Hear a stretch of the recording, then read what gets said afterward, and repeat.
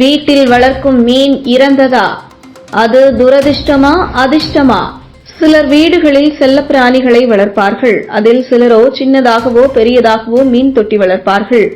மீன்கள் தீய அதிர்வுகளை தனக்குள் இழுத்துக்கொண்டு நல்ல அதிர்வுகளை வெளியேற்றும். மீன் தொட்டியை நம்முடைய வீட்டில் சரியான திசையில் வைத்து வளர்ப்பதன் மூலம் மன அமைதி உண்டாகும். பணம் பல வழிகளில் இருந்தும் கிடைக்கும். மீன் வளர்ப்பு என்பது தமிழகத்தில் பலரது வீட்டில் வாஸ்து முறையாக பார்க்கப்படுகிறது.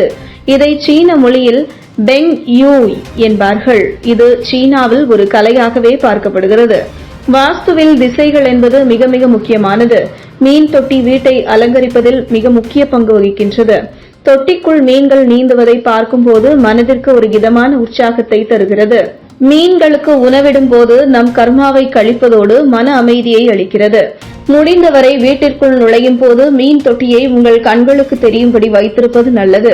மீன் தொட்டியில் குறைந்தது 9 மீன்கள் இருக்க வேண்டும். 8 தங்க மீன்கள், சிவப்பு, ஆரஞ்சு மீன்கள், ஒரு கருப்பு மீன் இருக்க வேண்டும். நன்கு ஆரோக்கியமாக, சுறுசுறுப்பாக மற்றும் சுட்டித்தனமாக இருக்கும் மீன்களை தொட்டியில் வளர்த்தால் அது வீட்டினுள் செல்வம் மற்றும் ஆரோக்கியத்தை அதிகரிக்கும். மீன் தொட்டியை அவ்வப்போது சுத்தம் செய்து சுகாதாரமாக பராமரிக்க வேண்டியது மிகவும் அவசியம்.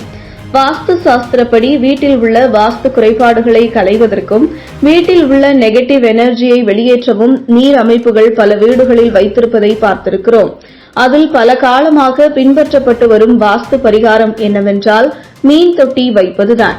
சரியான திசையில் மீன் தொட்டிகளை வைக்க வேண்டும்.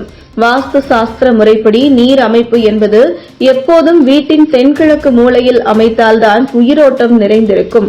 நாம் அதிகம் பயன்படுத்தும் லிவிங் ரூமின் வடக்கு, கிழக்கு அல்லது வடகிழக்கு திசையில் வைப்பதால் வீட்டில் நிதி பெருகிக் கொண்டே இருக்கும். தொழில் வளர்ச்சியும் அதிகரித்து இருக்கும். மீன் தொட்டியை தவறான திசையில் வைத்தால் துரதிர்ஷ்டம் ஏற்படும்.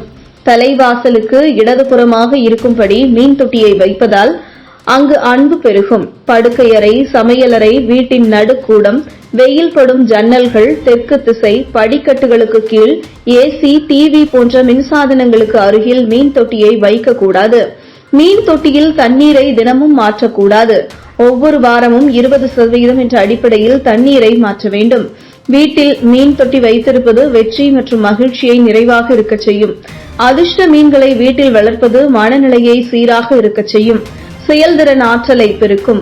மீன் தொட்டியில் மீன் இயற்கையாக இறப்பது உங்கள் பிரச்சினைக்கு முடிவு என்று கூறப்படுகிறது. இருப்பினும் நீங்கள் உடனடியாக மீனை விரைவில் மாற்ற வேண்டும். மேலும் மீனின் தொட்டி எந்த திசையில் இருக்கிறது என்பதை பார்க்க வேண்டும்.